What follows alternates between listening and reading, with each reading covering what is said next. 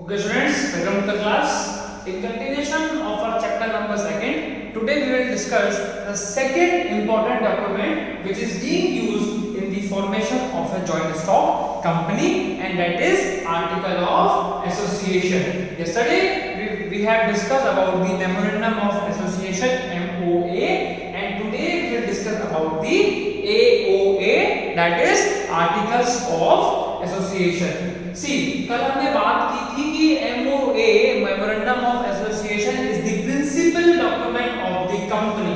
मतलब सबसे ज्यादा अगर कोई इंपॉर्टेंट डॉक्यूमेंट कंपनी में है जिसके बिना कंपनी फ्रेम नहीं हो सकती, बन नहीं सकती, तो वो है memorandum of association. But today we will discuss about the articles of association. Without its existent company cannot run its business venture. business venture company जब तक रन नहीं कर सकती जब तक कंपनी आर्टिकल्स ऑफ एसोसिएशन नहीं बना लेगी. Articles of association will act as a policy of the company. Company की क्या पॉलिसीज है, कंपनी के क्या रूल्स हैं, रेगुलेशंस हैं, स्टैंडर्ड्स हैं, नॉर्म्स हैं, वो सब कंपनी के आर्टिकल्स ऑफ एसोसिएशन में लिखे हुए होते हैं. जब तक कंपनी आर्टिकल्स ऑफ एसोसिएशन नहीं बना लेगी जब तक कंपनी अपने बिजनेस वेंचर को रन नहीं कर सकती. So there are certain elements of articles of association. The first is the amount of share capital and different classes of share. कितना अमाउंट का शेयर कैपिटल है, मतलब कितने रुपए से तो बिजनेस स्टार्ट हुआ था, शेयर कैपिटल क्या है, और डिफरेंट क्लास ऑफ शेयर. हमने शेयर की क्लास की पहले भी बात की हुई है. तीन तरह के बेसिकली शेयर्स हैं: equity shares, preference shares and the debentures. हमने पहले बताया था आपको equity shares are the real owners of the company. Real owners जिसको कहते हैं the person who are having the equity shares of the company. और जो प्रेफरेंस शेयर है और जो डिबेंचर्स हैं they are the general public who have invested their surplus amount in the company after issuing of the shares. उन लोगों ने अपना सरप्लस पैसा कंपनी में लगाया था, जो उनके पास सरप्लस था और जिसके बदले में कंपनी ने उन लोगों को शेयर इशू किए थे. तो पहला क्लॉज यही है कि कितना तो कंपनी में शेयर कैपिटल है plus different class of share, कौन कौन से क्लास के शेयर आपके हैं. Secondly rights of each type of share holder. हमने पहले बताया आपको equity share holder are the real owners of the company. So only equity share holders can participate in the decision making of the company. मतलब company के decision making में कौन participate करेगा? Only equity share holders. Debenture holders and preference share holders are not having the rights to participate in the decision making of the company. वो लोग company के decision making में participate नहीं कर सकते. कौन? Preference share holders and the debenture holders. Third is procedure for making allotment of share. आपके company के शेयर को अलॉट करने का क्या प्रोसीजर है? पहला, या तो आप कंपनी अपने कंपनी के जो शेयर हैं वो BSE Bombay stock exchange, NSE national stock exchange पे रजिस्टर करा के डायरेक्ट आप अपने थ्रू बेचते हैं, या फिर आप अपने शेयर्स को जो आपकी कंपनी के लिए ब्रोकर्स हैं. ब्रोकर में आपको मैंने पहले बताया हुआ है दो बड़ी कंपनीज हैं इंडिया के अंदर. एक तो शेर खान है और दूसरा कारवी ब्रोकिंग मार्केट है. ये दो कंपनीज हैं जो इसके कंपनीज के शेयर्स को जनरल पब्लिक को सेल आउट करते हैं. They are the brokers.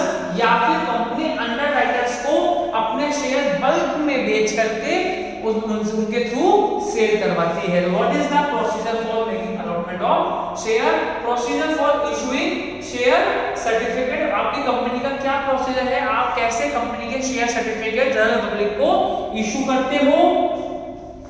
Then procedure for transfer of share. Company के जो शेयर है वो किस तरह से ट्रांसफर हो सकते हैं? पर्सन टू पर्सन, या फिर पर्सन टू ब्रोकर, या फिर person to direct company. Then procedure for forfeiture of share. Company के जो शेयर होल्डर हैं, एक्सिस्टिंग शेयर होल्डर, अगर वो अपने शेयर्स को सरेंडर करना चाहते हैं तो उसका क्या प्रोसीजर है। प्रोसीजर फॉर री इशू ऑफ फॉरफिटेड शेयर, जो शेयर लोगों ने अपने सरेंडर कर दिए थे उन शेयर्स को दोबारा री इशू करने का क्या प्रोसीजर है। Then procedure for conducting meetings, company की एक मीटिंग होती है जिसको वो बोलते हैं AGM। AGM stands for annual general meeting. Annual general meeting को कंडक्ट करने का क्या प्रोसीजर है। Then procedure for appointment and removal of directors, company में कैसे आप डायरेक्टर का अपॉइंटमेंट करोगे और किस तरह से उन लोगों को और किस बेस पे कंपनी में से रिमूव किया जाएगा, निकाल दिया जाएगा, उसका procedure. Then duties, powers and remuneration of directors, क्या उनकी ड्यूटी रिस्पांसिबिलिटी है, अथॉरिटी क्या वो पावर्स मिली हुई है और कितना रुपया मनी रेम्यूनरेशन डायरेक्टर को कितना मिलेगा। Then procedure for declaration and payment of dividend. Now what is dividend. Dividend is a part of profit. अब वो डिविडेंड किसको मिलता है। डिविडेंड मिलता है शेयर होल्डर्स को। बेसिकली डिबेंचर होल्डर्स को हम क्या देते हैं, डिविडेंड पे आउट करते हैं because they have invested their surplus money in the company. उन लोगों ने अपना सरप्लस पैसा कंपनी में इन्वेस्ट किया है, तो this is the moral responsibility of the company to pay the debenture holders with a prominent dividend. Then procedure regarding winding up of the company, क्या प्रोसीजर से कंपनी हमारी वाइंड अप मतलब कि close हो जाना। Procedure regarding keeping of books of accounts and their audit, balance sheet, income and expenditure account, profit and loss account और जो भी हमारे जर्नल है, लेजर्स है, इन सबको हमें क्या बोलते हैं, बुक ऑफ अकाउंट्स, उनका ऑडिट करवाना। And the fourth last is what is seal of the company, company की सील को बनाना जिससे कंपनी एक फिजिकल एग्जिस्टेंस में आ जाती है। कंपनी के डायरेक्टर्स कंपनी की सील को यूज करके कंपनी के बिहाफ पे आगे के डील्स कर सकते हैं। तो these are the important clauses in the articles of association because without following these elements company cannot run its business activities. Thank you.